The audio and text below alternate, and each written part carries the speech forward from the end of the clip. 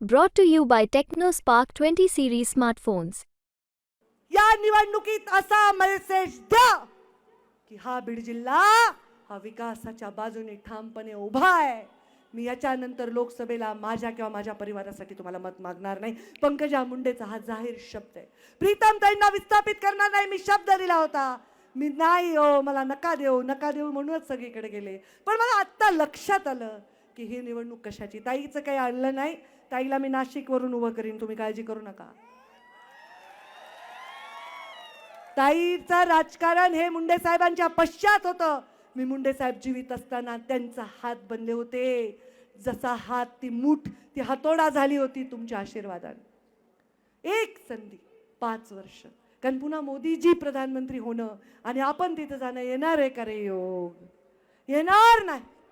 सगळ्यांनो रे, बुद्धी करू नका भ्रष्ट आपली.